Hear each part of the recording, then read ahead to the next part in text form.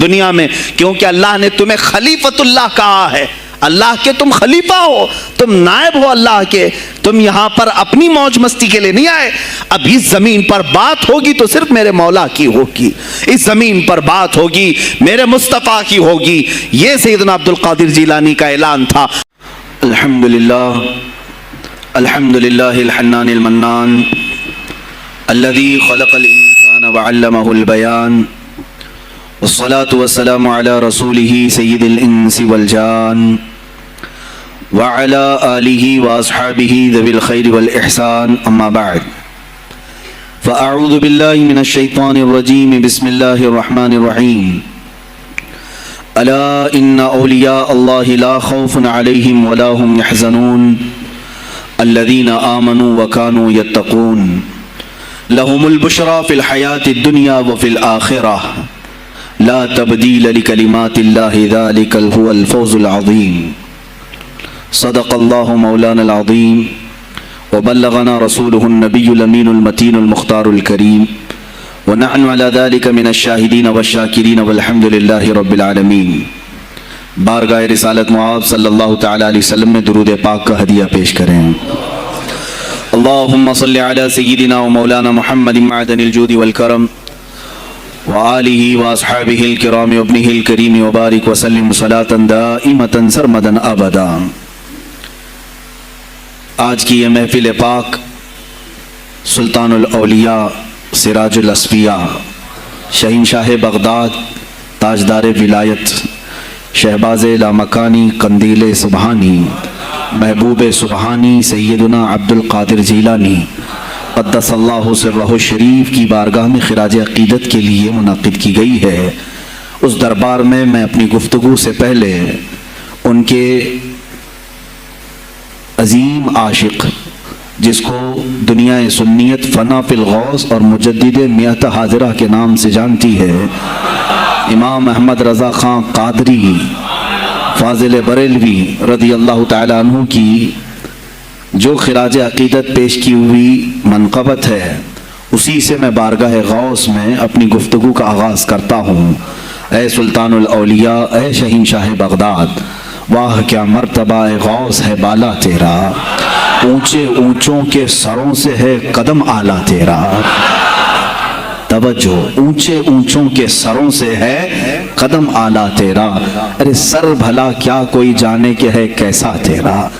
اے غوث پاک، سر بھلا کیا کوئی جانے کہ ہے کیسا تیرا، اولیاء ملتے ہیں آنکھیں وہ ہے تلوہ تیرا۔ ہم تو ابھی تلوے کو ہی نہیں پہنچ سکے، تمہارے سر تک کون پہنچے ہیں۔ اولیاء ملتے ہیں آنکھیں وہ ہے تلوہ تیرا۔ وہ شہنشاہ بغداد اگر ممبر پر کھڑے ہو کر کے اعلان کر دے قدمی ہادھی علی رقبت کل ولی اللہ، میرا یہ پاؤں تمام اولیاء کی گردنوں پر ہے، تو پھر ہند کے خطے سے معین الدین اجمیری بھی یہ کہتے ہوں کہ بل علی رأسی و علی عینی، اے سلطان الاولیاء صرف آپ کا قدم گردن پر نہیں میرے سر پر بھی ہے۔ اور پھر اولیاء کاملین نے پکار کر کے دربار غوث میں یوں کہا تھا جب آپ نے اعلان کیا میرا یہ قدم اولیاء کی گردنوں پر ہے، جس کی گردن بنی منبر اولیاء، جس کا منبر بنی گردن اولیاء، اس قدم کی کرامت پہ لاکھوں سلام۔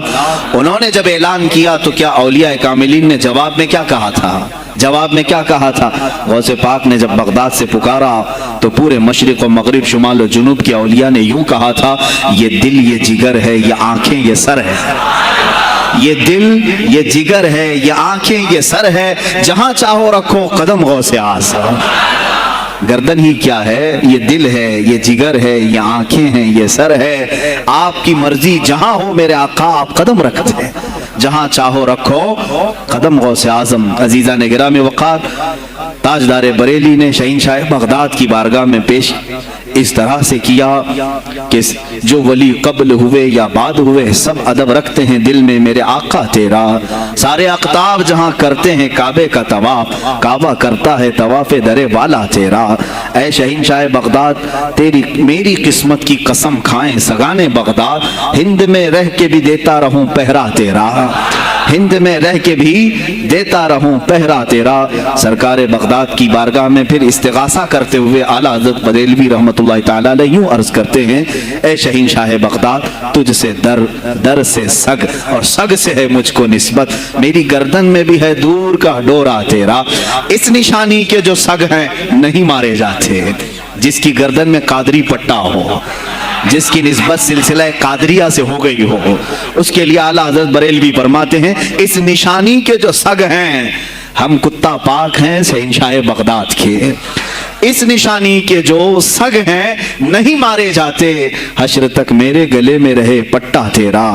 اور اے سننے والو، میں نے اپنے آپ کو سگ کہا، کتا کہا، تو کہیں تم اس خیال میں نہ آ جانا کہ کتا معمولی ہوتا ہے. آگے اعلیٰ حضرت نے اس کا بھی سوایہ کر دیا: کیا دبے جس پہ حمایت کا ہو پنجہ تیرا، کیا دبے جس پہ حمایت کا ہو پنجہ تیرا. ارے شیر کو خطرے میں لاتا نہیں کتا تیرا، شیر کی تک پرواہ نہیں کرتا غوث پاک کا کتا. تو میں نے اپنے آپ کو کتا کہا تو اس بھول میں نہ رہ جانا کہ کتے کو کوئی بھی مار لے جائے گا، اٹھا لے جائے گا. ہم نے کہا ہے دربار غوث کا کتا جو شیر کو بھی خطرے میں نہیں لاتا ہے. عزیزان گرامی وقار، بارگاہ غوث میں جو جھوم کر کے اشعار امام احمد رضا خان فاضل بریلوی رحمۃ اللہ تعالیٰ علیہ نے بیان کیے ہیں، وہی ہماری گفتگو کا خلاصہ بھی ہیں. سرکار بغداد سیدنا عبد القادر جیلانی رضی اللہ تعالیٰ عنہ، یقیناً آپ کے ولی کامل ہونے پر تقریباً پوری امت کا اتفاق ہے. اتفاق کا مطلب صرف بریلویوں کا نہیں، دیوبندی بھی مانتے ہیں، اہل حدیث بھی مانتے ہیں، شیعہ بھی مانتے ہیں. غوث پاک رضی اللہ تعالیٰ عنہ کی ولایت سے ان میں سے کسی کا انکار نہیں. آج بھی بغداد میں جائیں، لنگر بٹ رہا ہوتا ہے، شیعہ بھی کھا رہے ہیں. غوث پاک رضی اللہ تعالیٰ عنہ کا لنگر آج بھی بٹ رہا ہے. بغداد کی وہ ایک ایسی بارگاہ ہے جہاں سنی اور شیعہ دونوں ہیں، دونوں تسلیم کرتے ہیں ان کی ولایت کو. اب رہے بات اہل حدیث کی یا دیوبند کی، ان کی کتابیں اٹھاؤ تو پتہ چل جائے گا کہ غوث پاک کے متعلق انہوں نے کیا کیا نہیں لکھا. پیر پیراں، میر میراں، شہین شاہ بغداد، بلکہ شیخ ابن تیمیہ جو ہر ولی کی تنقید کرتا تھا، ہر صوفی پر تان و تشریح کرتا رہا، اس نے اپنی کتاب میں لکھ دیا کہ میرے پاس اتنی تواتر تک، تواتر کہتے ہیں اتنے لوگوں کا بیان کرنا کہ جن کا جھوٹ پر جمع ہونا محال ہو. شیخ ابن تیمیہ کہتا ہے میرے پاس اتنی تواتر سے کسی اور کی کرامتوں کا ذکر نہیں پہنچا جتنا شیخ عبد القادر جیلانی کا پہنچا ہے. الفضل لما شہید به الاعداء، فضیلت تو اس کی ہے جس کی دشمن بھی گواہی دے رہے ہوں. عزیزان گرامی وقار، سرکار بغداد رضی اللہ تعالیٰ عنہ کی ولایت پر تقریباً امت کا اتفاق، بعد میں آنے والے سارے مسلمان انہیں ولی مانتے ہیں. اور یہ اور بات ہے کہ ولایت تک سب کا اتفاق ہے. اب غوث کے مقام کے متعلق الحمدللہ ہم منفرد ہیں اس میں، اس لیے کہ ہم انہیں غوث اعظم بھی کہتے ہیں، استغاثہ بھی کرتے ہیں. یہ ایک الگ ٹاپک ہے جہاں شرک، بدعت اور کفر کے فتوے لگتے ہیں کہ بریلوی اللہ کو چھوڑ کر اولیاء سے مانگتے ہیں، اور یہ بیویوں سے مانگ لیں تو کوئی حرج نہیں، ہاں اپنے بچوں سے مانگ لیں تو کوئی حرج نہیں، بلکہ چپراسی اور نیتاؤں سے مانگ لیں تو کوئی حرج نہیں. کسی صاحب نے آ کر کے مجھ سے کہا تھا آپ غوث اعظم کیوں کہتے ہیں؟ اعظم اللہ ہوتا ہے سب سے اعظم. غوث کہیں ٹھیک ہے. سلفی صاحب تھے، ہم نے کہا کہ آپ کو سرکار عبد القادر جیلانی کو غوث اعظم کہنے پر اعتراض ہے، لیکن ایک چوڑا چمار ملک کا پرائم منسٹر بن جائے تو اسے وزیر اعظم کہہ دیتے ہیں، کوئی دقت نہیں آپ کو. وہاں اعظم کہتے ہیں آپ، اعظم کہنے میں آپ کو وہاں جھجک بھی نہیں آتی، اور غوث پاک کو اعظم کہنے میں آپ کو شرم آنے لگتی ہے. یہ اپنے اپنے نصیبے کی بات ہے. آپ کا اعظم کوئی اور ہے، ہمارا اعظم کوئی اور ہے. عزیزان گرامی، سرکار بغداد شہین شاہ ولایت سلطان الاولیاء سیدنا عبد القادر جیلانی رضی اللہ تعالیٰ عنہ، ماں کے پیٹ سے ہی ان کو ولایت عطا کی گئی. یہ وہ اولیاء میں سے ہیں جن کا پیدائشی اللہ تعالیٰ نے منتخب فرمایا ہے. بلکہ جس وقت آپ کی ولادت ہوئی، یہ شعبان کا آخری دن، اور آپ کی والدہ ماجدہ کے بطن سے آپ اس عمر میں پیدا ہوئے جب عورتوں میں اولاد کی امید ختم ہو چکی ہوتی. آپ کی ماں کی عمر 60 سال کی تھی جب آپ پیدا ہوئے. یہ خود اپنے آپ میں ایک کرامت ہے. اور سرکار بغداد رضی اللہ تعالیٰ عنہ جب جیلان میں پیدا ہوئے تو آپ کا معمول تو دیکھیں، آپ کی ماں خود بتاتی ہیں दूसरे साल गालिबन लोगों को चांद में शक हो गया, 29 का चांद नजर आया कि नहीं आया। बाज कहने लगे हो गया होगा, बाज कहने लगे नहीं हुआ होगा। तो यौम शक कहते हैं, यानी 30वां जो शाबान का होता है वो एक रमजान भी हो सकता है, 30 शाबान भी। तो लोग आए हजरत फातिमा उम्मुल खैर के पास जो गौसे पाक की माँ है, पूछा कि कल का चांद हुआ कि नहीं हुआ, हमें शक हो गया है। आपने कहा चांद हो गया है और रमजान शुरू हो चुका है। कहा कैसे? कहा सुबह से मेरा बेटा अब्दुल कादिर दूध को मुंह नहीं लगाया है, और मेरे बेटे का ये मामूल है पिछले रमजान से ही। जिस वक्त गौसे पाक पैदा हुए रमजान शुरू था। उनकी माँ कहती हैं सहरी से लेकर इफ्तार तक गौसे पाक अपनी माँ का दूध नहीं पीते थे। ये बचपने में माँ की गोद में रोजे का आपके ऊपर कोई मुकल्लफ नहीं थे, आप अहकाम शरीयत अभी आपके ऊपर लागू नहीं थे, लेकिन अल्लाह का एक वली आता है तो वो निज़ाम खुदा कायम करने के लिए आता है। आज मैं इसी पर गुफ्तगू करना चाहूंगा। अल्लाह के औलिया जाहिर क्यों हुए दुनिया में और क्यों आते हैं? इनका सबसे बड़ा मकसद दुनिया में आने का, जलवाबार होने का, वो ये होता है कि निज़ाम खुदाबंदी को जमीन पर कायम करें।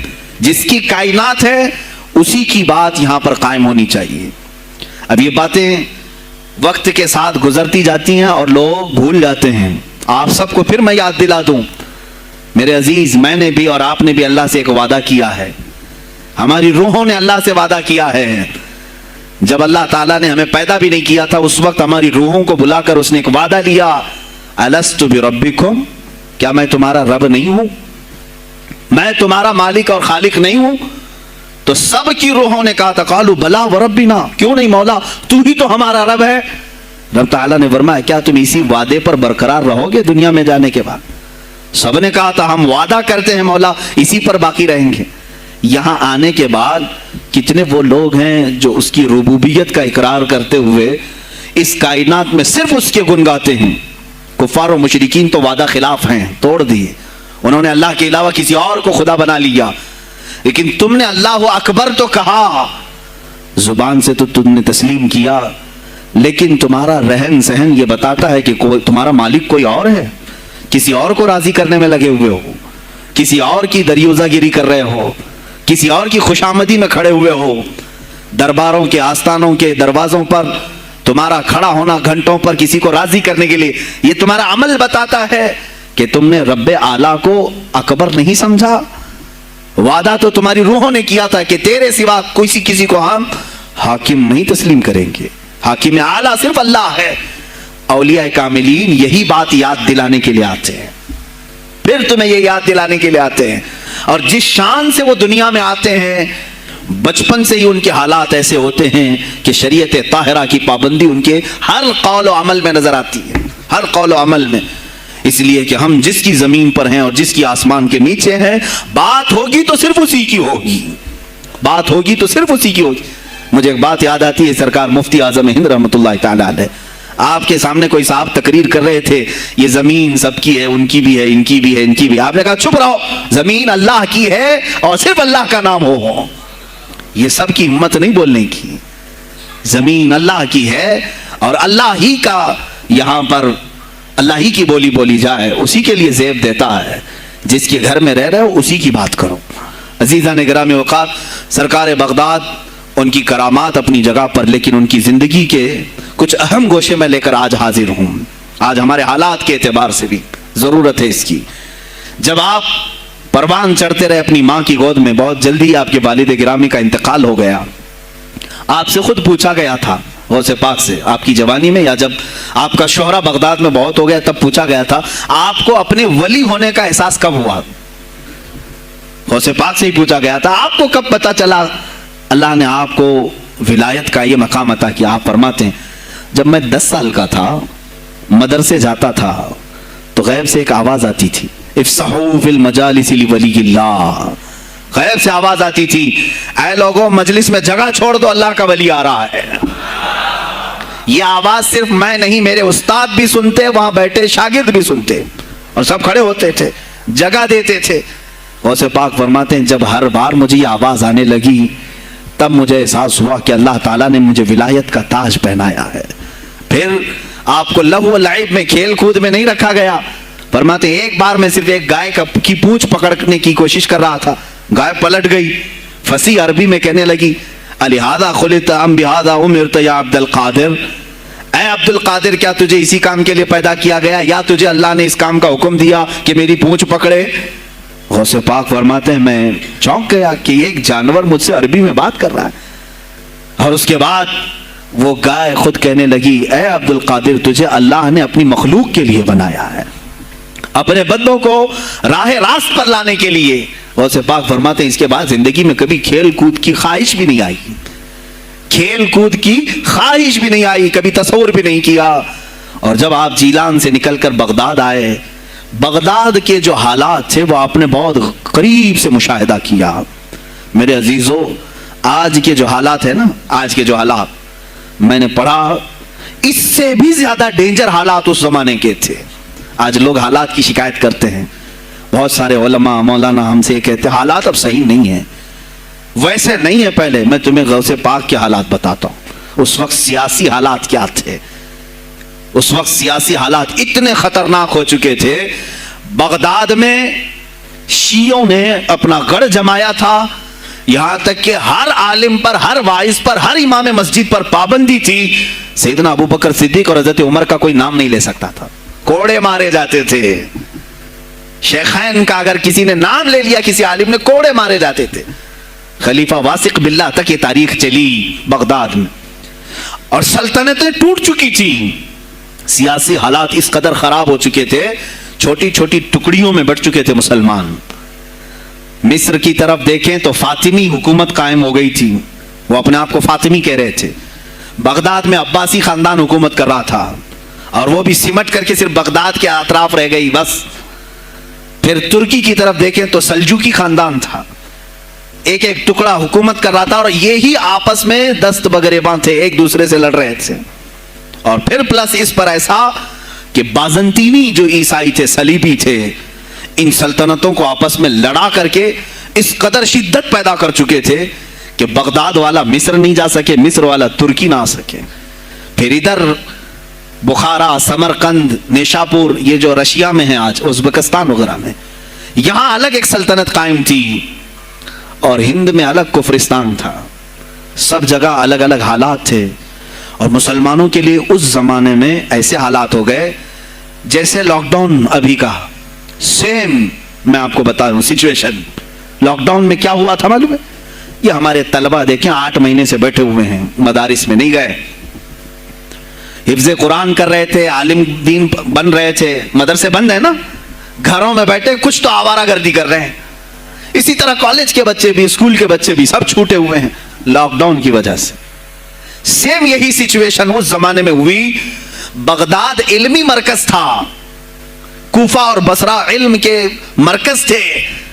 آپسی رنجشوں کی وجہ سے بادشاہوں کی طلبہ ایک جگہ سے دوسری جگہ کا سفر نہیں کر سکتے تھے.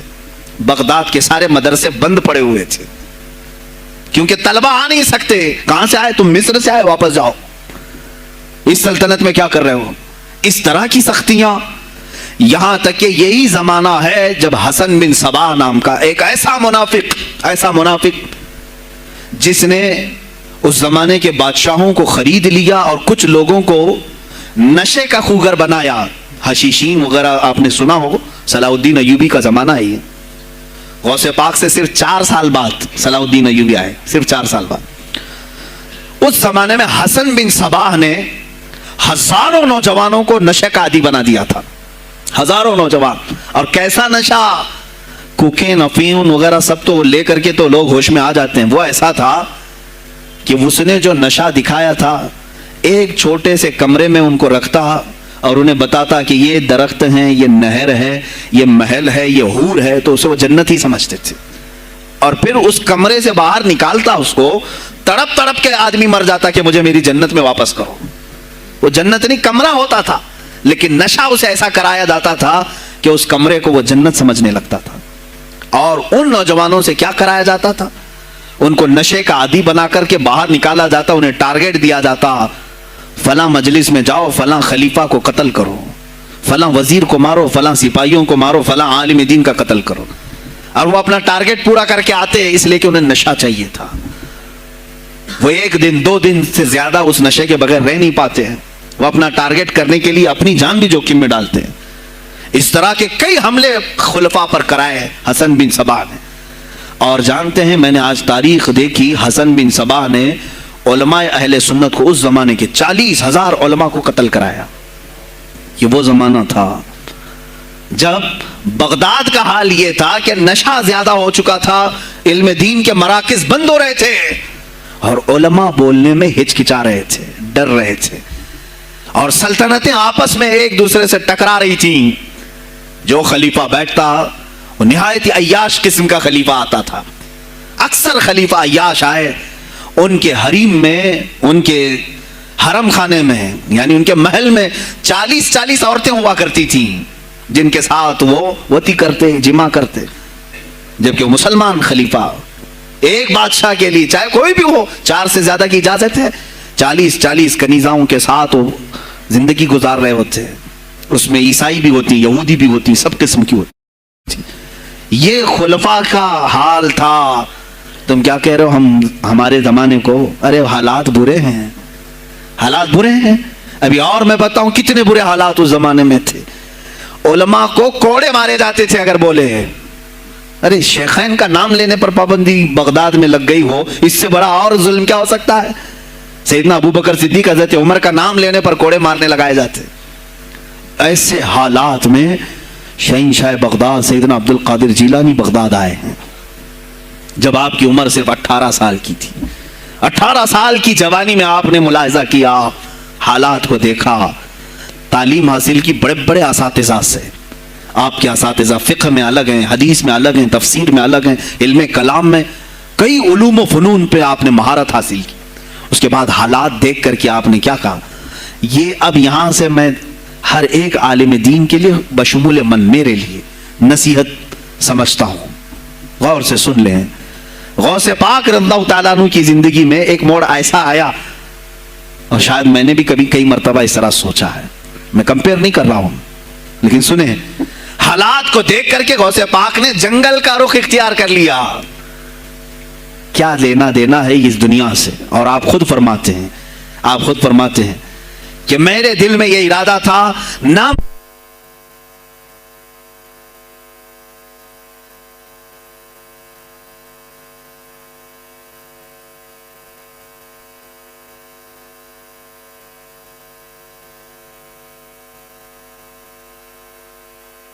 ہیں، میرا ارادہ ہوا جنگل میں ایسی جگہ رہوں کہ نہ مجھے مخلوق دیکھے اور نہ میں مخلوق کو دیکھوں، عبادت میں ایسے مصروف ہو جاؤں۔ جنگلوں میں آپ عبادت کرتے رہے، لیکن فرماتے ہیں مجھے غیب سے آواز آئی اللہ رب العزت کی طرف سے، کہا اے بندے قادر، آپ کا نام ہی عبد القادر ہے، اے قادر کے بندے، تجھے اللہ نے جنگلوں کے لیے نہیں بنایا، امت مصطفیٰ کی رہنمائی کر، خلق خدا تجھ سے نفع حاصل کرے، واپس آ جا۔ غوث پاک فرماتے ہیں میرا ارادہ تو تھا کہ میں اپنی زندگی اللہ کی یاد میں فنا کر دوں، لیکن میں شہر صرف اس لیے واپس آیا کہ جنگل میں صرف میری اصلاح ہو سکتی ہے، شہر میں پوری امت کی اصلاح ہو سکتی ہے۔ علماء کے لیے یہی آج نصیحت ہے، تم چاہے تو گدی نشین بن جاؤ، سجادہ نشین بن جاؤ، جھولی نشین بن جاؤ، جنگل نشین بن جاؤ، ہو سکتا ہے تمہارے اپنے فائدے کے لیے تم سوچ سکتے ہو۔ میں نے ابھی یہ کہا، میرے دل میں ارادہ تھا کہ گوشہ نشین ہو کر کے اپنی عبادت کریں، اپنی آخرت کی فکر کریں، نہیں، علماء کو اللہ تعالیٰ نے علم عطا کیا ہے امت مصطفیٰ کی رہنمائی کے لیے، یہ امانت ہے، چاہیں تو بھی چھپ نہ سکیں۔ عزیزان گرامی وقار، غوث پاک رضی اللہ تعالیٰ عنہ واپس بغداد آئے۔ اچھا، وہ اتنی عبادتوں کے عرصے میں جانتے ہیں کہاں کہاں کا سفر نہیں کیا انہوں نے؟ جنگلوں کا سفر، صحراؤں کا سفر، بیابانوں کا سفر، یہاں تک کہ سری لنکا کی سرزمین تک پہنچے، ملتان تک آئے۔ یہ تاریخ کی کتابیں بتاتی ہیں آپ نے پیدل یہ سارے سفر کیے، پھر واپس اسی بغداد آئے جہاں کے حالات بڑے ہی کشیدہ تھے، اور خلفائے وقت کے خلاف زبان کھولنا یہ آگ سے کھیلنے کے برابر تھا، آگ سے کھیلنے کے برابر تھا۔ اور سب سے بڑا مسئلہ تو غوث پاک کے لیے یہ تھا کہ آپ بغداد کے نہیں تھے، عراق کے نہیں تھے، آپ جیلان سے آئے تھے۔ جیلان ایران میں ہے، اس زمانے میں طبرستان ایک صوبہ تھا، طبرستان کا ایک شہر جیلان تھا. جیلان سے آئے ہوئے تھے بغداد میں. آپ کی زبان فارسی تھی. فارسی زبان کا ایک طالب علم بغداد میں آیا ہے، اور بغداد پورا عربیوں کا ہے، فصیح عربی بولنے والے لوگ، اور نہایت ہی عیاشی میں پڑے ان کی اصلاح کیسے کریں. دل میں بار بار یہ احساس ہوتا. غوث پاک فرماتے میری زبان فارسی تھی اور ان کی زبان عربی ہے، میں ان سے خطاب کیسے کروں، ان کو اصلاح کے راستے پر کیسے لاؤں. بار بار سوچتے تھے، لیکن دل میں ایک درد ہوتا تھا کہ امت مصطفیٰ کو اس حال میں نہیں چھوڑنا چاہتا. ایک دن ایک مسجد میں غمگین حالت میں سوئے. ظہر کا وقت تھا، نماز پڑھ کر کے آپ آرام کر رہے ہیں، اور جیسی آنکھ بند ہوئی سرور کائنات صلی اللہ علیہ وسلم تشریف لائے. پوچھا عبد القادر کیوں غمگین ہے میرے بیٹے؟ کہا کہ یا رسول اللہ صلی اللہ علیہ وسلم زبان میری اجمی ہے، فارسی، میں عربیوں کے بیچ بیٹھا ہوں، اصلاح کرنے کی کوشش کرتا ہوں، لیکن مجھے یہ اجمی سمجھیں گے. اللہ کے نبی صلی اللہ علیہ وسلم نے فرمایا تو اپنا منہ کھول. آپ نے منہ کھولا، حضور پاک نے اپنا لعاب پاک ڈالا. دوسری بار ڈالا، تیسری بار ڈالا، چوتھی بار ڈالا، پانچویں، چھٹی، 7 مرتبہ حضور پاک نے اپنا لعاب پاک دیا اور کہا عبد القادر اب اٹھ اور بیان کرو. فرماتے ہیں خواب میں نے حضور اکرم صلی اللہ علیہ وسلم کا لعاب پاک لیا. تھوڑی ہی دیر گزری تھی، میرے خواب میں ہی میرے جد کریم مولا کائنات علی مرتضیٰ تشریف لائے. کہا پھر وہی سوال کیا عبد القادر کیوں نہیں بیان کرتے؟ کہا میں فارسی النسل، فارسی ہوں اور عربیوں کے بیچ میں ہوں. انہوں نے کہا تو اپنا منہ کھول. باب العلم، باب مدینۃ العلم، علی کرم اللہ وجہہ الکریم اپنا لعاب پاک ڈالتے ہیں. 1 بار، 2 بار، 3 بار، 4 بار، 5 بار، 6 بار بس کیا. غوث پاک نے کہا نانا جان نے مجھے 7 مرتبہ پلایا، آپ نے 6 مرتبہ. علی کرم اللہ وجہہ الکریم فرماتے ہیں میں برابری تو نہیں کر سکتا، وہ رسول کائنات ہیں. عزیزہ نگراں میں وقع غوث پاک فرماتے ہیں پھر میری آنکھ کھلی، اور اسی جامع مسجد میں جب میں کھڑا ہوا اور خطاب کے لیے لوگوں کو پکارا تو دیکھا ادھر سے بھی مخلوق آ رہی ہے، ادھر سے بھی آ رہی ہے، سامنے سے بھی آ رہی ہے. مجمع اتنا کثیر کہ تل دھرنے کی جگہ مسجد میں نہیں تھی. اور جب آپ کا خطاب ختم ہونے کو تھا لوگ اپنے کپڑے پھاڑنے لگے اور بے ہوش ہونے لگے. اتنی تیر بہدف کلمات تھے کہ سیدھے سینے میں پیوست ہو جاتے، دلوں میں اتر جاتے. اس کے بعد وہی دن تھا سیدنا عبد القادر جیلانی کو لوگوں نے ہاتھوں ہاتھ اٹھایا. بغداد میں شہرا ہو گیا کہ کوئی ایک اجمی آیا ہے اور عربیوں پر فوقیت لے گیا ہے. سارے عربی اس کے سامنے دنگ رہ گئے ہیں، کوئی عربی اس کی فصاحت کو نہیں پہنچ پاتا ہے. کئی لوگ امتحان کے لیے بھی آئے. ایسا نہیں ہے کہ غوث پاک کو یوں ہی چھوڑ دیا گیا. میرے عزیز تم تو 1000 سال کے بعد کرامتیں سنتے ہو نا، یہی لگتا ہے کہ غوث پاک بہت کرامتوں کے مالک تھے، بہت بڑے عالم اور بڑے ولی کامل تھے، کچھ نہیں ہوا ہوگا ان کے ساتھ. ہمارے سے زیادہ خطرے انہوں نے مولے ہیں، ہم سے زیادہ حاسدین ان کے تھے، دشمنی کرنے والے اپنوں میں بھی بہت سارے تھے. غوث پاک رضی اللہ تعالیٰ عنہ کا جب خطاب شروع ہوا، کیا ایک خطیب جب مشہور ہونے لگے تو دوسرے مولوی خاموش رہ جائیں گے؟ حسد کی چنگاری بھڑکتی ہے، وہ غوث پاک کے خلاف بھی بھڑکی. اور بغداد میں جب یہ شورا ہونے لگا تو کئی علماء اس وقت کے جو بڑے بڑے پائے کے عالم ہیں، ان کی کتابیں آج بھی موجود ہیں، میں نام تذکرے نہیں کر رہا، لیکن انہوں نے ٹیسٹ لینے کی غرض سے، امتحان لینے کی غرض سے کئی لوگوں کو سوالات بھیجے. ایک دن مجلس میں ایسا تھا کہ غوث پاک تفسیر قرآن بیان کرتے تھے. تفسیر قرآن بیان کرنا غوث پاک کا محبوب مشغلہ تھا، روزانہ قرآن کی تفسیر عرض کرتے. ایک دن مجلس میں بڑے بڑے علماء کی جماعت، جس میں عبد الرحمن جوزی جیسے بڑے فقیہ محدث ہیں، ان کی ایک جماعت آئی. قرآن کی جو آیت کی تفسیر وہ کر رہے تھے، اس تفسیر کو کئی کتابوں سے انہوں نے اخذ کیا اور لے کر کے آئے. مجمع میں بیٹھے ہیں، غوث پاک نے تفسیر شروع کی. ایک آیت کی کتنی تفسیریں ہو سکتی ہیں، کتنی تفسیریں ہو سکتی ہیں. ایک تفسیر بیان کیا، اس کے بعد کہا اس آیت کی ایک دوسری تفسیر یہ ہے. پھر تھوڑی دیر کے بعد غوث پاک نے فرمایا اس کی ایک تیسری تفسیر یہ ہے. پھر کہا اس کی ایک چوتھی تفسیر یہ ہے. پھر کہا اس کی ایک پانچویں تفسیر یہ ہے. بیان کرتے جا رہے ہیں، کرتے جا رہے ہیں، یہاں تک کہ 13 تفسیریں ہو گئیں. جو بیٹھے ہوئے تھے وہ آشش کرنے لگے. اس کے بعد اتنا ہی نہیں, آگے بڑھتے رہے, آگے بڑھتے گئے. 40 تفسیریں ایک آیت کی آپ نے بیان کی. جو آئے تھے وہ کھڑے ہو گئے اور اس کے بعد غوث پاک رضی اللہ تعالیٰ عنہ کو دیکھنے لگے. غوث پاک نے ان کو مخاطب کر کے کہا, اے گروہ علماء, اے جماعت علماء, تم 13 تفسیریں یاد کر کے آئے تھے ایک آیت کی, کیا وہ میں نے شروع سے 13 تک صحیح بیان کیا؟ سب اپنے جبے اٹھانے لگے. کہا ہم تو یہ 13 تفسیریں پڑھ کر آئے تھے یہ سوچ کر کے کہ شیخ عبد القادر جیلانی کو 2-3 سے زیادہ تفسیریں نہیں آتی ہوں گی. 13 کے بعد آپ تو 40 تک پہنچے, وہاں تو ہمارا بھی علم نہیں پہنچا.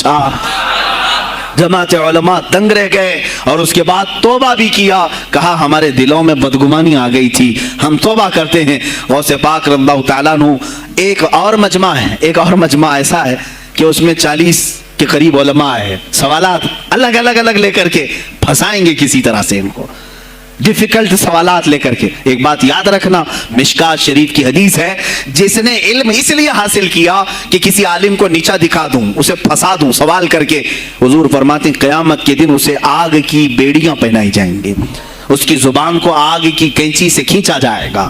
اس لیے علم حاصل مت کرو, کسی کو نیچا دکھانا, کسی کو بیوقوف بنانا. ایک کتاب کہیں سے پڑھ کر کے آئے, مولانا کے پیچھے پڑ گئے, یہ بتاؤ صحیح ہے کہ نہیں ہے.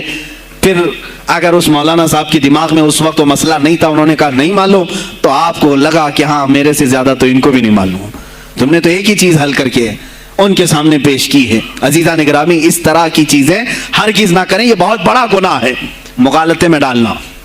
غوث پاک رضی اللہ تعالیٰ عنہ ایک جماعت سے خطاب کر رہے ہیں. 40 علماء ہے, الگ الگ سوالات نوٹ کر کے, میں یہ پوچھوں گا, تم یہ پوچھنا, تم یہ پوچھنا. غوث پاک رضی اللہ تعالیٰ عنہ نے اپنا خطاب کیا اور سوالات کے لیے اس دن محفل کا وقت ہی نہیں دیا. کہا آج سوالات کوئی نہیں کرے گا. وہ لوگ تو سوالات لے کر کے آئے تھے. سب مجمع میں خطاب کے بعد جس کو جو پوچھنا ہے آپ کہتے ہیں کہ پوچھ لو, اس دن کا کوئی نہیں پوچھے گا, آؤ صرف مصافحہ کر کے جاؤ, آؤ صرف مصافحہ کر کے جاؤ. تو یہ جو علماء کی جماعت تھی, ان کو بلایا, ایک آتے ان کو سینے سے سینہ لگاتے اور کہتے تیرا یہ سوال تھا, اس کا یہ جواب ہے. دوسرا آتا اس سے کہتے تو یہ گھر سے سوچ کے آیا تھا, تیرا سوال یہ ہے, اس کا جواب یہ ہے. اس طرح 40 سے مصافحہ کیا, معانقہ کیا. ان کے سوالات کے پوچھنے سے پہلے جوابات بھی دے دیے اور اس کے بعد کہا کیا ہے گروہ علماء, تم سوال کرتے اور میں جواب دیتا تو عبد القادر کی کیا اس میں خصوصیت تھی؟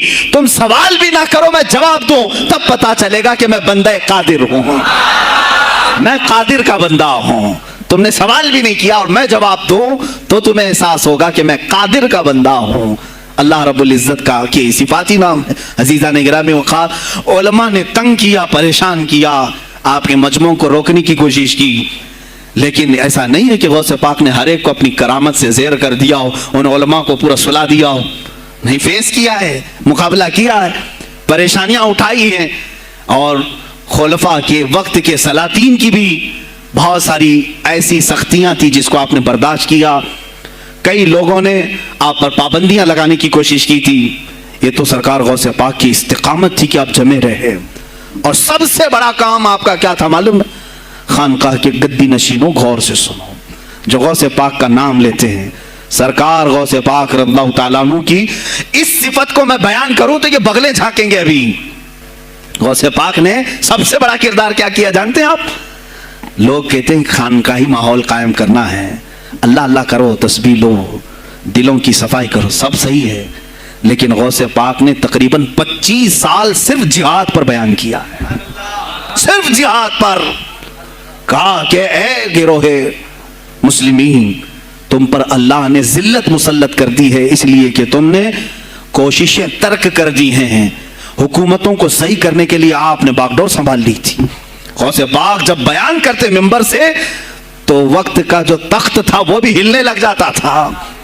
خلیفہ مستنجد باللہ, اس زمانے کا خلیفہ ہے, اور تنگ آ گیا غوث پاک کے پاس. جب وہ بیان کرتے اور ان کی عیاشیاں کھول کھول کر کے ذکر کرتے تو لوگوں میں اب احساس جاگنے لگا, کوئی تو اللہ والا آیا ہے جو نظام خداوندی قائم کرنے کی بات کر رہا ہے, نظام مصطفیٰ قائم کرنے کی بات کر رہا ہے. بغداد کی یہ حالات جب ہونے لگے, میرے عزیزو, سلطان الاولیاء غوث پاک کی ہی شہ پر جانتے ہیں صلاح الدین ایوبی جیسا ایک مرد مجاہد پیدا ہوا ہے.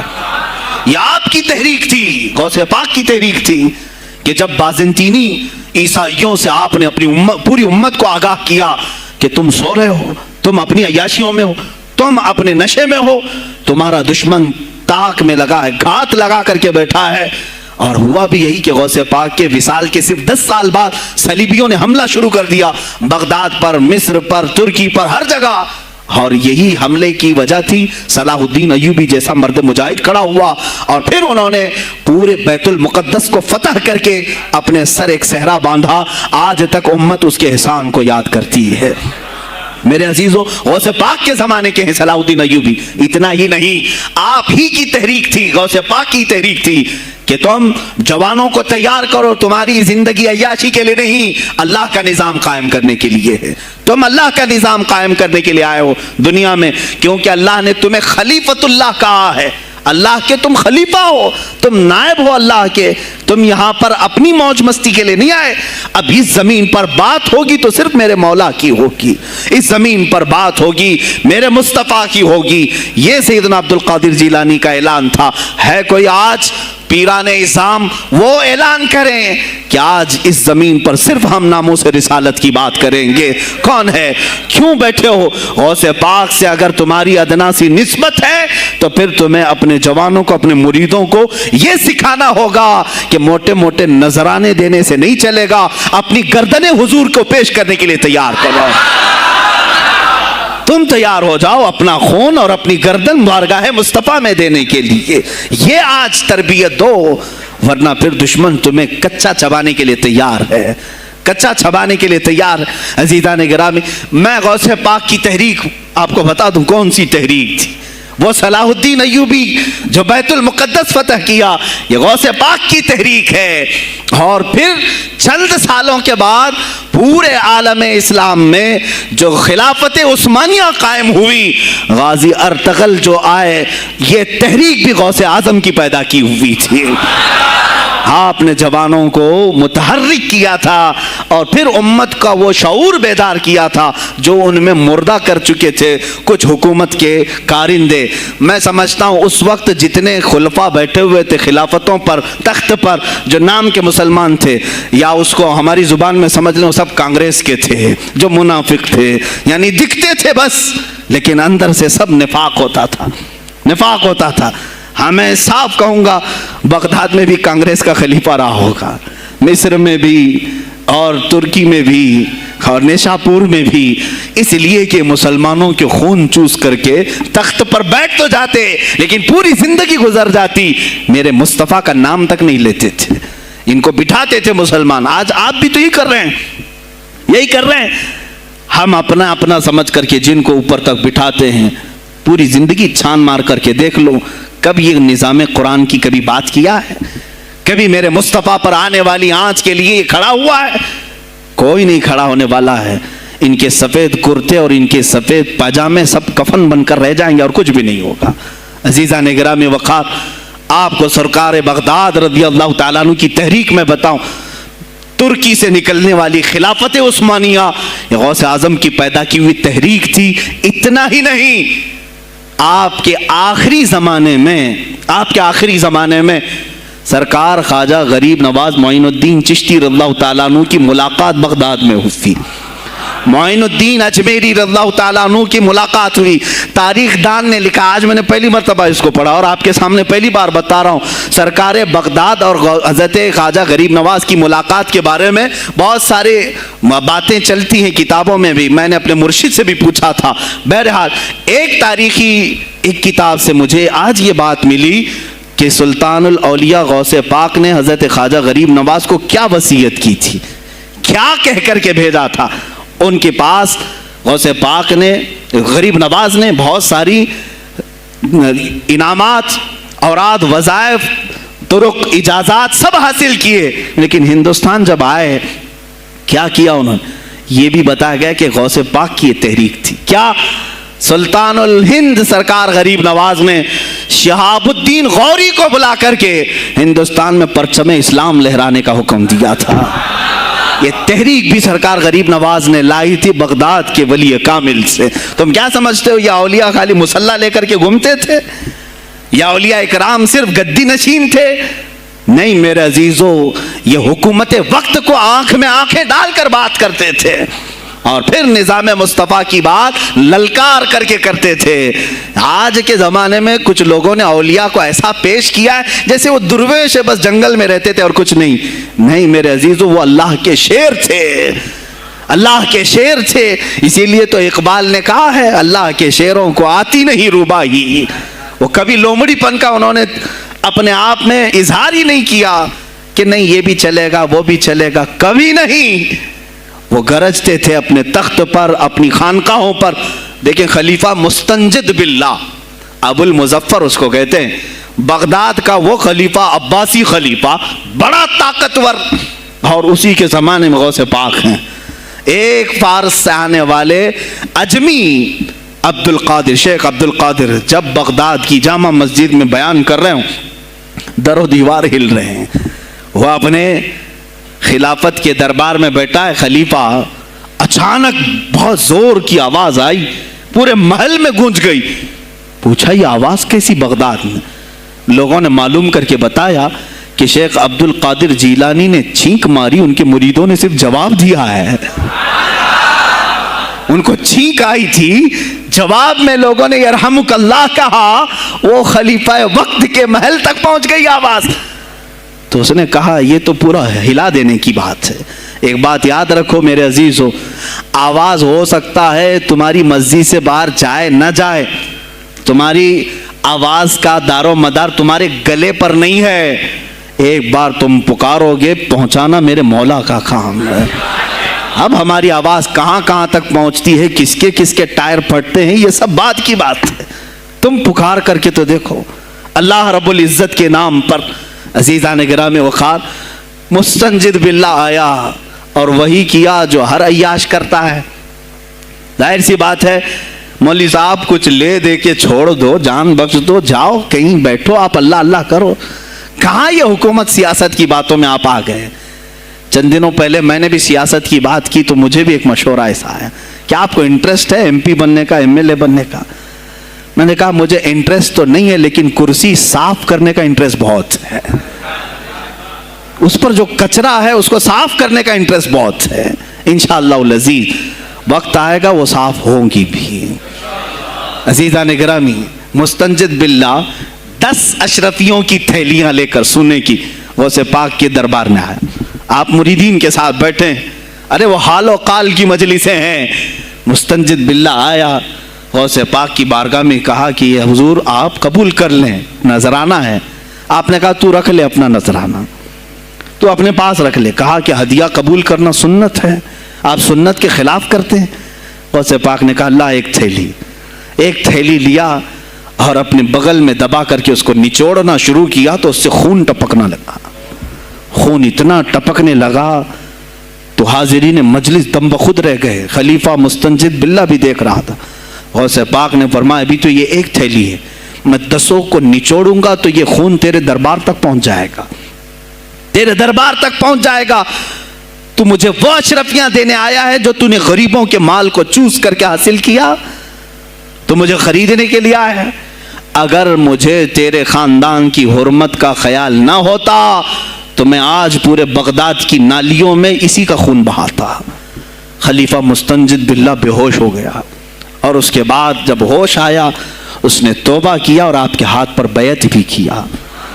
اب اس کے بعد وہ خلیفہ ایسا پاک ہوا، نظر غوث جو پڑھی. اب اس کے بعد دربار خلافت کے حالات کیا ہو گئے سنیں. میں آج سیاست پر بات کر رہا ہوں. اب خلیفہ مستنجد باللہ کا دل جب صاف ہوا، 8 دن کے بعد وہ حاضر آیا. کہا سلطان الاولیاء اے شیخ عبد القادر جیلانی آپ حکم فرمائیں کہاں کس طرح کا گورنر رکھنا چاہیے، گورنر کس طرح کا ہونا چاہیے آپ نے. غوث پاک نے اپنے خلفاء کو حکم دیا کہ لسٹ بنائی جائے، اسلامی سلطنت میں گورنر کون ہوگا. لسٹ بنی. کہا وہ ہوگا جس کی تہجد قضا نہیں ہوتی، وہ گورنری پر آئے گا جو سنت رسول کو ہلکا نہیں سمجھتا ہوگا، وہ گورنری پر آئے گا جس کی نمازیں کوئی قضا باقی نہ رہی ہوں، اس لیے کہ جو اللہ کا قرضہ باقی رکھے گا وہ لوگوں کا بھی مال کھا جائے گا۔ آپ نے لکھایا نام، خلیفہ مستنجد باللہ نے آپ کے اشارے پر گورنر پورے تبدیل کر دیے۔ ہر جگہ پر ایسے لوگوں کو رکھا جو سرکار غوث پاک کے یا تو مرید تھے یا خلیفہ تھے یا شاگرد تھے، اور ان کے دلوں میں اللہ کا خوف تھا، اور وہ پورے بغداد اور آس پاس کی سلطنتوں کو سنبھالے ہوئے تھے۔ ایک وقت ایسا آیا کہ وہی چند سال پہلے جو بغداد نشے میں ڈوبا ہوا تھا، 10 سالوں کے بعد لوگ کہنے لگے کہ آج بغداد ایسا لگ رہا ہے جیسے عمر بن خطاب کا زمانہ آ گیا ہو، عمر بن خطاب کا زمانہ آیا ہو۔ تم نے تو غوث پاک کی 11ویں کھائی ہے نا، اصلاح حکومت ان سے نہیں سیکھا، وہ آئے تھے نظام تبدیل کرنے کے لیے۔ آج میں علماء سے بھی یہی کہوں گا، تم حق بات تو پہنچاؤ قوم تک۔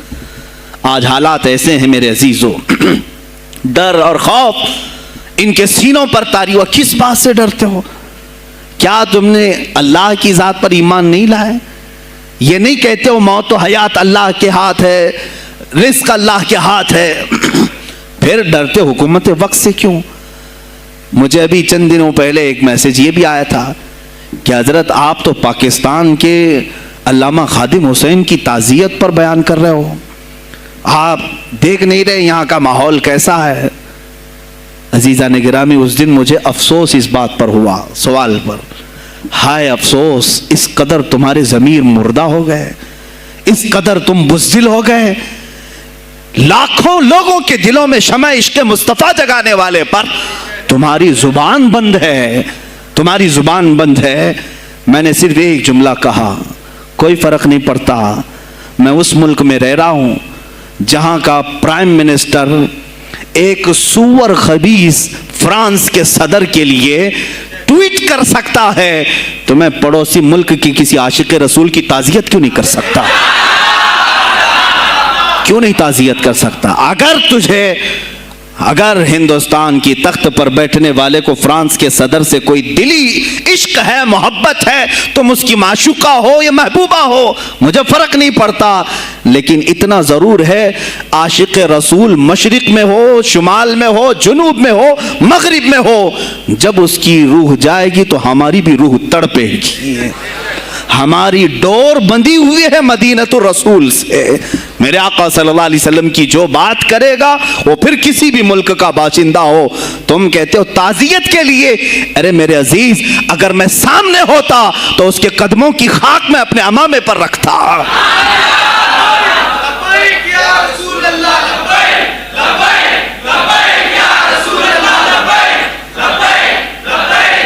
عزیزان گرامی وقار، یہ بہت خاموشی ہم نے اختیار کی، بہت خاموشی، کوئی بات نہیں۔ تم دیکھو گے حالات خراب ہونے کی جو شکایات آج کر رہے ہیں علماء، تم سب کے سب جاؤ گے۔ مجھے ابھی بچوں نے بتایا کوئی کانگریس کے لیڈر کا انتقال ہو گیا تو پیر صاحب تعزیت کے لیے باہر کھڑے ہو گئے، باہر آ گئے، ہم ان کی تعزیت کرتے ہیں۔ ڈوب مرو چلو بھر پانی میں، تمہاری گدی پہ ہی مر جاؤ۔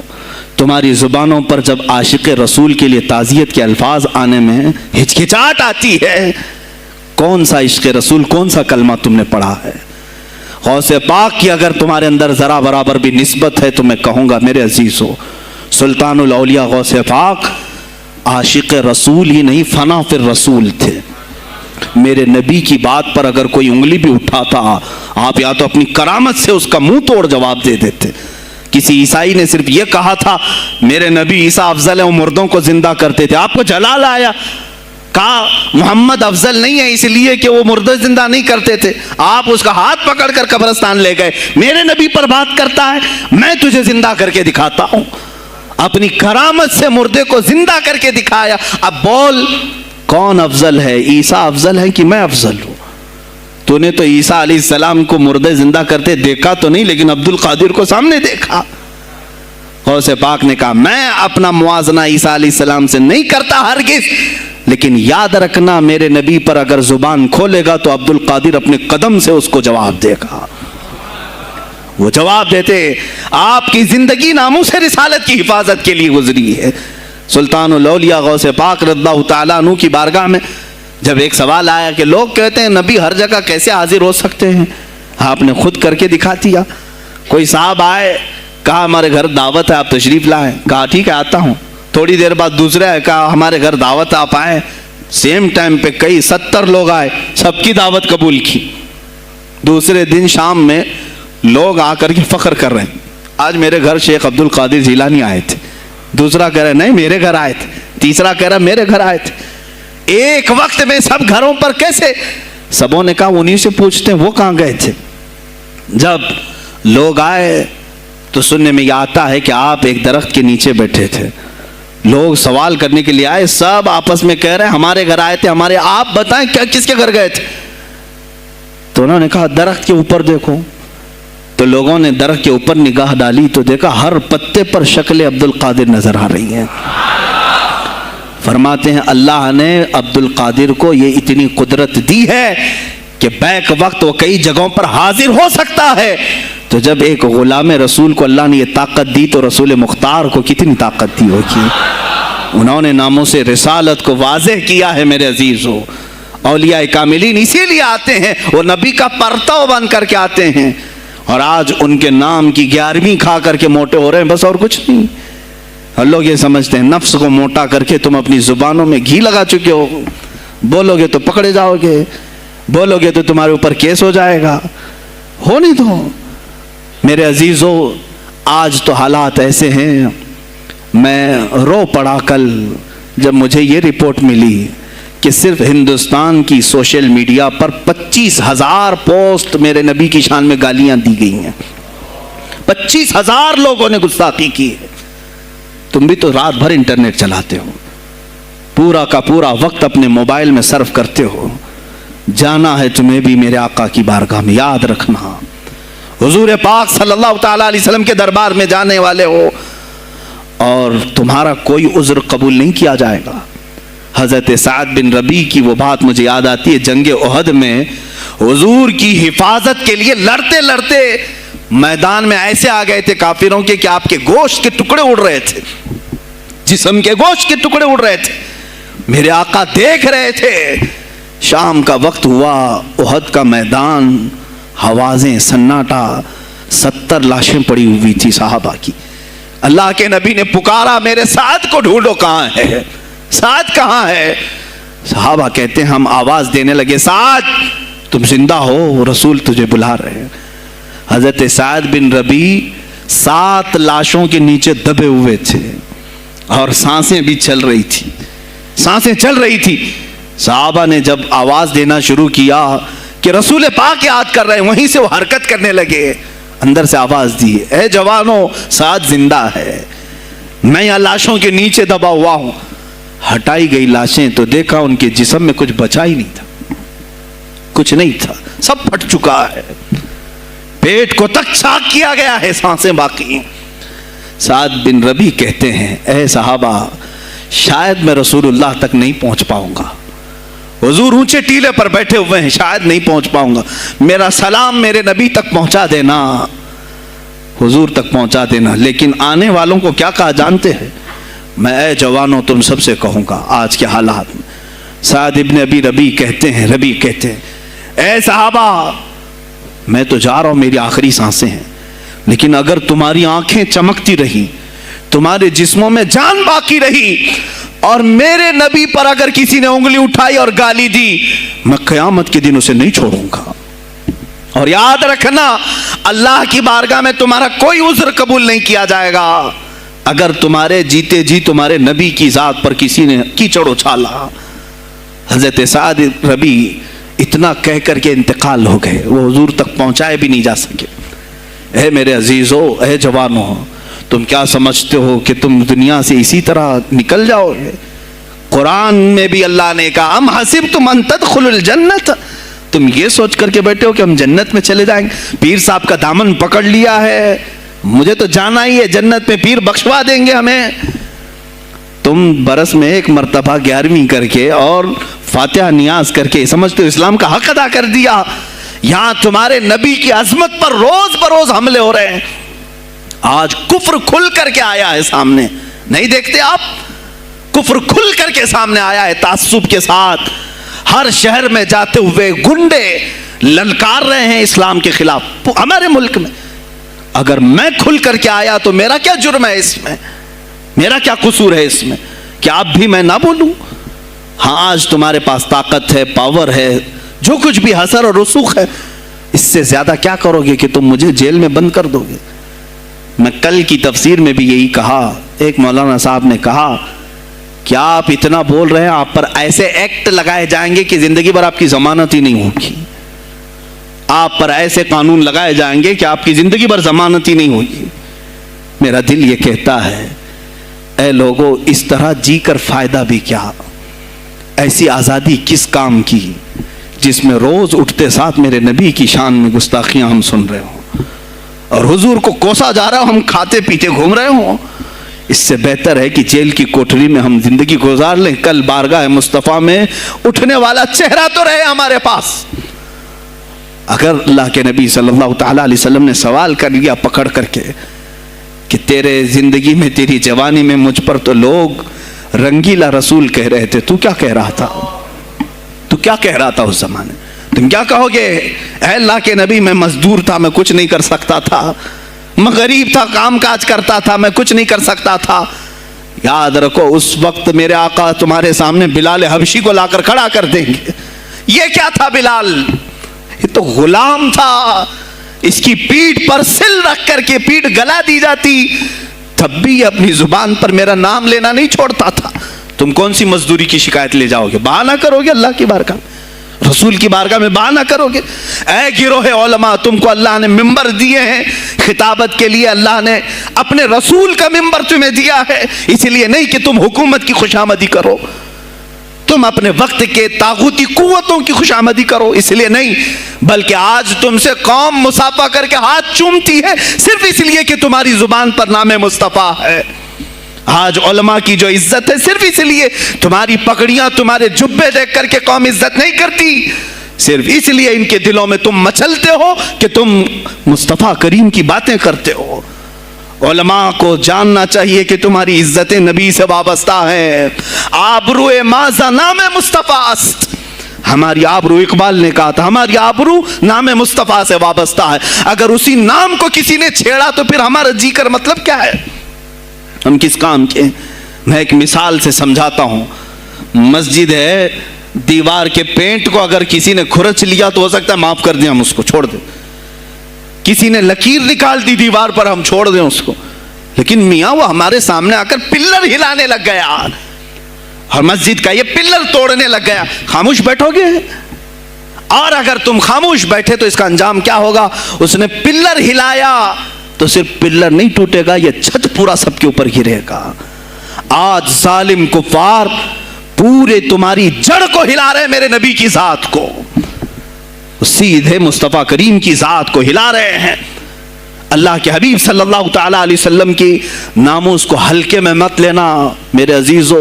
لاکھوں جانیں جاتی ہیں, جائیں اسلام پر. حضور اکرم صلی اللہ تعالیٰ علیہ وسلم کی ذات کو ہلکے میں مت لینا. اور اگر انہوں نے ہلانا شروع کیا ہے اگر حضور کی ذات پر, حیرت ہو رہی, 25,000 پوسٹ تم میں سے کس نے کمپلینٹ کی ہیں؟ سائبر کرائم کو کمپلینٹ کر سکتے تھے. ہمارے جذبات کو ٹھیس پہنچا ہے. ہم آزاد ملک میں رہ رہے ہیں, میرے نبی سے چھیڑ چھاڑ کیوں ہو رہی ہے؟ کسی نے آواز اٹھائی؟ کچھ ہیں اللہ ماشاء اللہ, کچھ علماء, کچھ وکلا اس کے پیچھے لگے ہوئے ہیں. لیکن میرے عزیزو, ہر مسلمان کا یہ حق ہے, تمہاری نسبت رسول پاک سے ہے. اب انہوں نے ہلانا شروع کیا تو انتظار کرو, جس دن یہ چھت گرے گی عذاب بن کر سب پیچھے جائیں گے, سب اس میں گرفتار ہوں گے. انشاءاللہ العزیز ہم مہم چھیڑیں گے, ہم مہم چھیڑیں گے اس بات کی. اگر آج تم کثرت میں ہو تو اس کا کیا مطلب, جو چاہے تم کر لو گے. ہم اتنے گئے گزرے تو نہیں ہیں کہ ہمارے نبی کے اوپر بھی تم چلے جاؤ. ہاں ہمیں رون دیا, ہمیں مار دیا, ہمیں قتل کر دیا, سب برداشت کر لیا, لیکن اب اس سے آگے نہیں برداشت کریں گے انشاءاللہ العزیز. میں آواز دیتا ہوں اسی منبر سے, اے گروہ علماء, اے جماعت صوفیہ, اے خانقاہ کے گدی نشینوں باہر آؤ حکومت وقت سے ایک مطالبہ یہ کرو، اے حکومت وقت کے تخت پر بیٹھنے والوں، ہمارے ہند میں پارلیمنٹ میں بھی ایسا قانون پاس کرو کہ کوئی میرے نبی کی ذات پر بھونکے تو اسے موت کی سزا ہو جائے۔ ہم یہ چاہتے ہیں، اگر اس قانون کو تمہیں لانے میں کچھ زندگیوں کی ضرورت ہے تو یہ فقیر حاضر ہے اور میرے ساتھ بھی کچھ تمہارے لیے حاضر ہوں گے، لے لو ہماری جانیں اور ایک قانون ایسا بنا دو تاکہ قیامت تک پھر یہاں پر کوئی نہ بھونکے میرے نبی کی ذات پر۔ تم قانون صرف میرے نبی کے لیے نہیں، تم اپنے دیوی دیوتاؤں کے لیے بناؤ، شانتی سے رہو۔ ہم نے کبھی تمہارے خلاف بھونکا نہیں ہے، ہم نے کبھی دیوی دیوتاؤں کو چھیڑا نہیں ہے، اس لیے کہ اسلام اس کی اجازت نہیں دیتا، ہم گالی نہیں دیتے، ہم اسلام کی حقانیت سے بیان کرتے ہیں، لیکن خاموش رہنے کی یہ سزا ہمیں دی جا رہی ہے کہ ہمیں گالیاں دیتے دیتے یہ اب ہمارے نبی تک پہنچ گئے، ہماری ماں عائشہ صدیقہ تک پہنچ گئے اور ہمارے تمام اکابرین اسلاف تک پہنچ گئے، اور 25 کروڑ کی تعداد میں خاموشی یہ اچھی نہیں ہے میرے عزیزوں، اچھی نہیں ہے۔ آج افسوس اسی بات کا ہے جن کو اللہ تعالیٰ نے اپنے نبی کی نیابت عطا کی ہے، وہ نائب رسول ہیں یا کسی خانقاہ کے گدے نشین ہیں، تم یہ مت سمجھ لینا کہ تمہارے آبا و اجداد کمال کے تھے، بزرگان دین تھے، تم چھوٹے جاؤ گے، نہیں، سوال تو ہوگا، تمہیں سوال ہوگا، مجھ سے بھی ہوگا، میں یہ نہیں کہہ رہا ہوں کہ میں کوئی الگ ہوں، سوال ہوگا۔ آؤ سر جوڑ کر کے ہم اس سلسلے میں کوشش کریں۔ غوث پاک رضی اللہ تعالیٰ عنہ کا یہی میسج تھا، ہندوستان میں شہاب الدین غوری نے جو پرچم اسلام لہرایا وہ آج تک اس کی دین ہے کہ مسلمان زندہ ہیں، مسلمان باقی ہیں۔ پوری دنیا میں نظام کو صحیح کرنے کے لیے آواز اٹھانا یہ بھی اولیاء کاملین کی بات ہے، ان کی صفات ہیں۔ صرف اپنی خانقاہ میں اللہ اللہ اور ذکر کرانا ہی ان کا کام نہیں تھا، وہ دلوں کو تو دھلتے ہی تھے، لیکن جو نظام سنبھال رہا ہوتا اس کی باغ ڈور کو بھی دھلتے تھے، اس کی بھی صفائی کرتے تھے۔ تو اللہ کا ڈر رکھنے والا کرسیوں پر آئے، جو کسی کا خون چوسنے والا نہ آئے۔ عزیزان گرامی وقار، اپنے سیاسی شعور کو بھی بیدار کرو، سیاست کو سمجھو، تم کب تک استعمال ہوتے رہو گے؟ اب اس میں علماء کو بھی آنا چاہیے کہ ان کے سیاسی شعور کو بیدار کرے۔ تمہارے ساتھ آج جو کھیل کھیلا جا رہا ہے، تم ہر ایک کی جے وجے کرتے ہوئے ہر پارٹی کے پیچھے جاتے ہو، تم نے آج تک اپنا قائد نہیں ڈھونڈا، اپنا قائد نہیں ڈھونڈا۔ اور ان کو دیکھو، وہ کہتے ہیں کہ اگر پیٹرول 200 لیٹر بھی ہو جائے تو ہمارے قائد تو یہی ہیں، اس لیے کہ ہمارا ہم مذہب ہے، وہ ہمارے مذہب کی بات کرتا ہے۔ تمہارا کون ہے میرے عزیز؟ تم کسی پر متفق نہیں ہوتے، اور جو تمہارے لیڈر ہیں وہ کسی اور کے پلو میں چھپے ہوئے ہیں، ہاں کسی اور کی گود میں بیٹھے ہوئے ہیں، جا کر کے یہ سارے مسلمانوں کو کسی اور کے ہاں بیچ کر کے آتے ہیں۔ یہ سیاسی شعور بیدار کرو۔ مجھے معلوم ہے میری یہ باتوں کا سب سے زیادہ ایکشن کون لے گا، مجھے معلوم ہے، سب سے زیادہ کس کو کھلبلی مچے گی وہ بھی مجھے معلوم ہے، اسی لیے کہ میں ان سیکولر پارٹیوں کے بارے میں بول رہا ہوں جو چہرہ سیکولر بتا کر کے ہم آپ سب کے ووٹ لے کر کے چلے جاتے ہیں، اور پھر مجھے بتاؤ جن کو تم اپنا مسیحا سمجھ کر کے ان کے پیچھے جے جے کرتے گھومتے رہتے ہو، تمہارے مذہب پر آج کیا حملے نہیں ہوئے ہیں، کیا نہیں ہوئے؟ کشمیر آج تک جل رہا ہے، کہاں یہ کانگریس کیوں نہیں بات کرتی ہے جو پورے مسلمانوں کی مسیحا ہے؟ کہاں ہے وہ سماج وادی، وہ بی ایس پی، فلاں فلاں فلاں جو پارٹیاں جن میں سب مسلمان جاتے ہیں؟ کیا ان کو اتنا بھی شعور نہیں کہ وہ پارلیمنٹ میں اس کے خلاف بات کریں، کہیں کہ یہ مسلمانوں کے ساتھ ظلم ہو رہا ہے، ہم ان کے ووٹ لیتے ہیں؟ نہیں بات کریں گے، یہ صرف اور صرف تمہیں استعمال کرتے ہیں، اور انہیں معلوم بھی ہے ہم نے ان سب کو خریدا ہے، ان کے لیڈروں کے منہ میں اپنی زبان رکھی ہوئی، یہ کوئی بولے گا نہیں، انہیں معلوم ہے۔ تمہیں یہ اندازہ نہیں میرے عزیزو، آج میں بولوں تو لوگوں کو تکلیف ہوگی۔ کشمیر کے ایسے حالات ہیں، رو رہے ہیں وہاں پر۔ ایک مولانا ہیں، مسجد کے امام ہیں، انہوں نے کہا، باضابطہ حلفیہ کہا نوجوان میرے پاس نماز کے لیے آتا تھا، اس نے یہ کہا کہ حضرت کیا سوسائڈ کرنے کی اجازت ہے؟ کہا کیوں؟ کہا میرے گھر میں کچھ لوگ داخل ہوئے، میں ان کا نام ذکر نہیں کر رہا ہوں، کچھ لوگ داخل ہوئے، مجھے ہاتھ باندھ کر کے کھڑا کیا، میری ماں اور میری بہن کو ننگا کیا، میرے سامنے کپڑے اتارے اور ان کی عزت لوٹی، اور اس کے بعد مجھے ہاتھ کھول کر کے چھوڑ دیا۔ مجھے بتائیں اس کے بعد بھی جینے کا کوئی مقصد رہتا ہے؟ مجھے بتائیں اس کے بعد بھی جینے کا کوئی حاصل ہے؟ یہ سب تمہارے ساتھ بھی ہوگا۔ جہاں میجورٹی ان کی مسلمانوں کی تھی وہاں یہ ننگا ناچ کر کے دکھایا ہے، تو یہاں تو تم بہت قلت میں ہو، تمہارے ساتھ بہت کچھ ہو سکتے ہیں، اب بھی اگر خاموش رہے۔ اسی لیے میں بار بار کہتا ہوں، اٹھو وہ گھر نہ حشر نہ ہوگا پھر کبھی، دوڑو کہ زمانہ چال اپنی چل گیا۔ تم اپنی سیاست کو منتخب کرو، تم اپنی قیادت کو منتخب کرو، اور اگر ابھی بھی سیاسی لاشعوری کی زندگی گزارتے رہو گے، لقمے بنتے چلے جاؤ گے، یہ کھاتے چلے جائیں گے۔ بات میں سلطان الاولیاء غوث پاک کی کر رہا تھا، لیکن مجھے یہ حالات پر گفتگو ضرور کرنی ہے، اس لیے کہ مجھے معلوم نہیں ہے کہ میری زبان پر کب تالے لگائے جائیں گے یا میری گردن پر کب چھری پھیری جائے گی، مجھے اس کا اندازہ نہیں۔ لیکن اے مسلمانوں، تم میری ذات سے الجھتے ہو تو الجھ جاؤ، مجھے اگر بلیم کرتے ہو، تانے مارتے ہو تو مار لو۔ چند دنوں کی بات ہے، جب تک میری سانسیں چل رہی ہیں تب تک مجھے گالیاں دو گے، لیکن جس دن میں بھی دنیا سے جاؤں گا اس دن تم ہماری باتیں یاد رکھو گے، اس دن یاد کرو گے۔ مجھے اپنے بچوں کو یہی بتانا ہے کہ اب وہ دور آیا ہے جہاں ممبروں سے بھی بولنے میں اب گھبراہٹ ہے، لوگ اپنے خوف کے مارے ایسے ہیں کہ اپنی روزی روٹی کے چکر میں میرے مصطفیٰ کی گالیاں سننا برداشت کر رہے ہیں۔ دیتا ہے دینے دو نا، ہمارا کیا بگڑتا ہے؟ اس پوزیشن میں تم آئے ہو آج، تمہارا امام جب اتنا بزدل ہے تو تمہارے دلوں میں کون سا ایمان باقی رہ جائے گا؟ اس لیے شعور پیدا کرو۔ اگر اولیاء کی نسبت تمہارے دل میں ذرا برابر بھی باقی ہے تو اٹھو میرے عزیزو، آپ قیامت کے دن جواب دہ ہوں گے۔ میرے نبی صلی اللہ تعالیٰ علیہ وسلم کی عظمت پر آج جو حملے ہو رہے ہیں، یہ ہماری زندگی کا سب سے بڑا ایشو ہے۔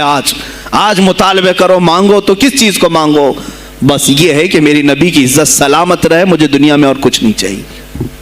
اتنا مطالبہ تو کر سکتے ہو، اتنا مطالبہ کرو، اور پھر دیکھو میرے مصطفیٰ کی طرف سے انعام کیا ملے گا، اللہ کی طرف سے انعام کیا ملے گا۔ ارے وہ مرد قلندر جو پاکستان میں ابھی شہید ہوا، کس بات کا اعلان کرتا تھا؟ کس کو پکارتا تھا؟ کس کو للکارتا تھا؟ صرف یہی تو بات کرتا تھا کہ تاجدار ختم نبوت، اور میدان میں معذوری کے ساتھ بھی آ کر کہتا تھا لبیک یا رسول اللہ، اے اللہ کے رسول میں حاضر ہوں، میں حاضر ہوں، اپنی جان لے کر آیا ہوں۔ اور تم یاد رکھنا، تمہاری ٹانگیں تو سلامت ہے، کل بروز قیامت ہو سکتا ہے تمہارا سامنا اس خادم حسین سے ہو، تمہاری ٹانگیں دیکھ کر کے پوچھی جائیں گی۔ معذور ہونے کے بعد جب کوئی میدان میں میرے نبی کی عظمت پر پہرا دینے کے لیے آ سکتا ہے تو تم نے اپنی ٹانگیں کس کام کے لیے رکھی تھی؟ میرے عزیزوں، میں نے جتنی طاقت مجھے اللہ نے دی میں بول رہا ہوں، اب اس کے بعد کا محاذ تمہیں سنبھالنا ہے، آگے کی ہماری فکروں کو تمہیں لے جانا ہے۔ شاید اس زمانے میں ہم جی رہے ہیں جہاں اتنی آزادی نہیں ہوگی، چھوٹی سی بات کو آج بہت بڑا بنا کر کے اسے ختم کیا جاتا ہے، لیکن مجھے اندازہ ہے اس بات کا، ہندوستان کی آزادی میں بھی میرے اکابرین میں 30,000 علماء نے اپنی جانیں دی ہیں۔ کشمیر سے لے کر دلی تک ہر درخت پر ایک عالم کی لاش لٹکی ہوئی تھی، ان کی جانیں، ان کی قربانیاں رائیگاں نہیں گئیں۔ 70 سال سے ہم مزے لے رہے ہیں، ان کی قربانیاں ہیں یہ۔ علامہ فضل حق خیر آبادی کو انڈمان نکوبار پوری زندگی کے لیے قید کر کے ختم کر دیا گیا، مزار بھی وہیں پر ہے آج۔ تو آج مجھے اندازہ ہے اگر میں نے اس بات کی شروعات کی ہے، ہو سکتا ہے یہ جو کچھ بھی ہمارے ساتھ کریں، لیکن مجھے میرے رب ذوالجلال کی ذات پر یقین ہے۔ میں یہی کہوں گا، اے اللہ، اگر ہمارے مقدر میں شہادت ہے تو اس سے بہتر کوئی اور موت ہے نہیں۔ اے رب ذوالجلال، اس حالت میں دنیا سے اٹھا جب تو ہم سے راضی ہو۔ اگر تو نے ہمارے لیے ایک لمحے کے لیے بھی ناراضی ہے، مولا پھر ہمیں مہلت دے دے کہ تجھے راضی کر کے جائے، تجھے راضی کر کے جائے۔ میرے مصطفیٰ صلی اللہ تعالیٰ علیہ وسلم کو قبر میں ہمیں دیکھنا ہے، اس لیے ہم قبر میں جا رہے ہیں، لیکن اس حال میں دنیا سے جائیں کہ ان کی عظمت پر کچھ بول تو سکیں، ان کی ناموس پہ کچھ کر تو سکیں۔ عزیزان گرامی، سلطان الاولیاء شہنشاہ بغداد رضی اللہ تعالیٰ عنہ کی ذات پر جو ان کی کرامات ہیں وہ ساری چیزیں پھر کبھی میں ذکر کروں گا۔ آج اسی پر میں اختتام کرتا ہوں، اسی پر جیو اور اسی پر مرو، انہیں جانا انہیں مانا، نہ رکھا غیر سے کہا، للہ الحمد میں دنیا سے مسلمان گیا، آج لے ان کی پناہ، آج مدد مانگ ان سے، پھر نہ مانیں گے قیامت میں اگر مان گیا۔ اس لیے کہ رسول پاک صلی اللہ تعالیٰ علیہ وسلم کے سوا کوئی اس قیامت کے میدان میں تمہارا دستگیر نہیں ہے۔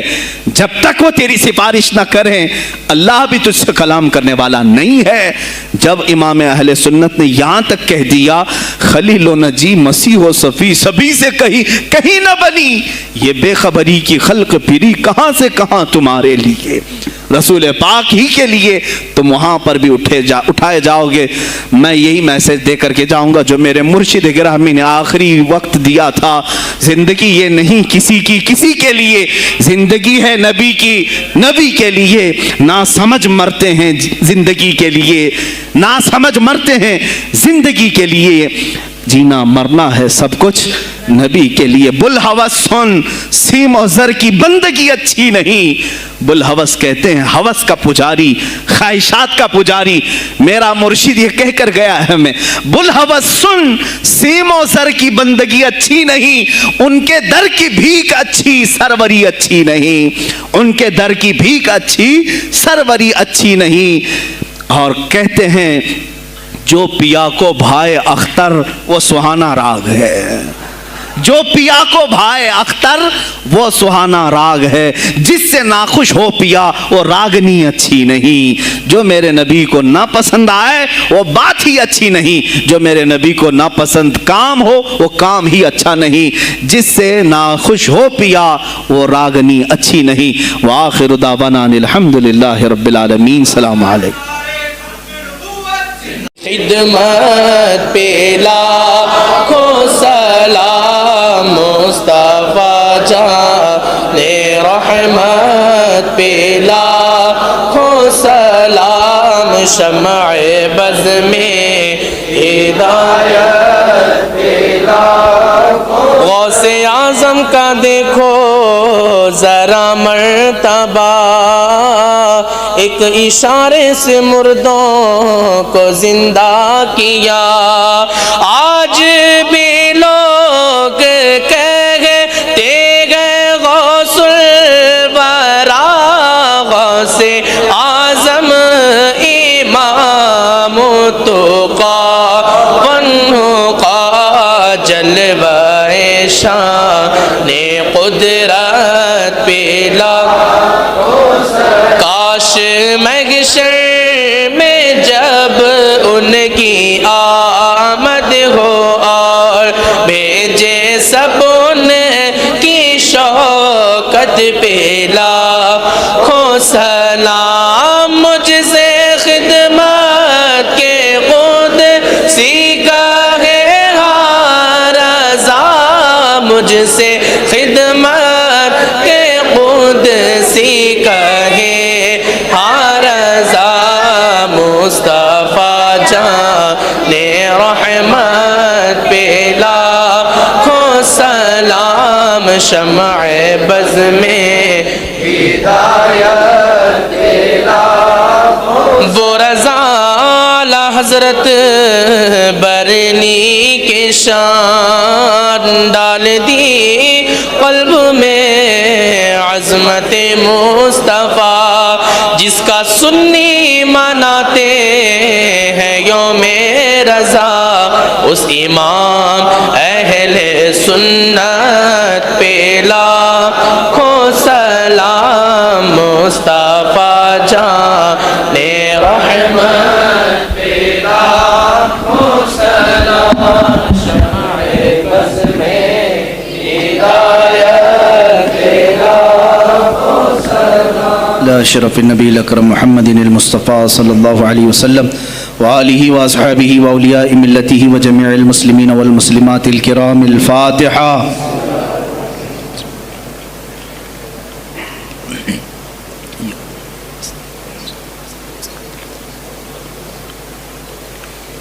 اللهم صل على سيدنا محمد وآله وأصحابه وبارك وسلم.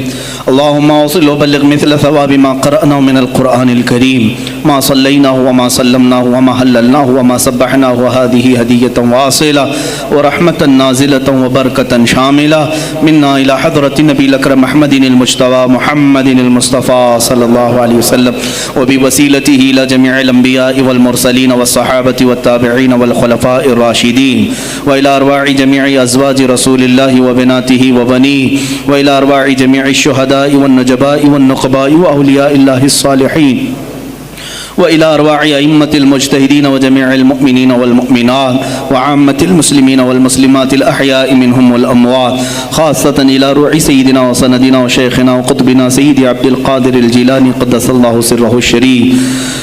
اللهم ببركة هؤلاء المذكورين تمم مقاصد ديننا ودنيانا وأخرانا يا رب العالمين. اللهم حصل مرادنا واقض حاجاتنا يا قاضي الحاجات، واشف مرضانا ومرضى المسلمين، وارحم موتانا وموتى المسلمين. الہ العالمین ہمارے اس جلسہ پاک کو اپنی بارگاہ میں شرف قبولیت عطا فرما. جتنے حاضرین ہیں سب کی حاضری کو اپنے گناہوں کا کفارہ بنا دے، ہماری نجات کا ذریعہ بنا دے. اے اللہ محبوب سبحانی سلطان الاولیاء غوث العظم عبد القادر جیلانی رضی اللہ تعالیٰ عنہ کے فیوز و برکات ہم سب کے سینوں پر نازل فرما. مولا ان کی نسبت آخری دم تک ہمارے ساتھ قائم فرما. اے اللہ ہم سب یہاں پر تیرے دربار میں حاضر ہیں، کھڑے ہیں، ہم سب کو بری شرارتوں سے محفوظ فرما، نفس امارہ کی بدکاریوں سے بچا، شیطانی وساوس سے بچا. اے اللہ ہم سب کو صراط مستقیم پر چلا. خلاق العالمین ہماری یہ جو کچھ بھی زندگی گناہوں کی نظر ہو گئی ہے، ہم سب کو پاک و صاف کر کے تیرے حبیب پاک کی عظمت پر پہرا دینے والی بنا دے. اے الہ العالمین ہم نسبت میں قادری ہیں، مولا قادری کر، قادری رکھ، قادریوں میں اٹھا. قدر عبد القادر قدرت نما کے واسطے، قدر عبد القادر قدرت نما کے واسطے مولا دنیا میں بھی ان کے غلاموں میں شامل رکھ، قیامت میں ان کی مریدوں میں حشر فرما. اے رب ذوالجلال احسن الخالقین ہماری اس فاتحہ کا ثواب آج خصوصاً بالخصوص امیر المجاہدین حضرت علامہ خادم حسین رضوی رحمۃ اللہ علیہ کی روح کو نظر قبول فرما. مولا ان کا نعم البدل امت کو عطا فرما. اے رب ذوالجلال ہم میں کوئی مرد مجاہد پیدا کر. اے اللہ ہم میں کوئی مرد مجاہد پیدا کر کہ ہماری بزدلیاں دور ہو جائیں. مولا ہماری خانقاہوں کو صحیح فرما دے، ہمارے علماء کے سینوں کو ایمان سے بھر دے.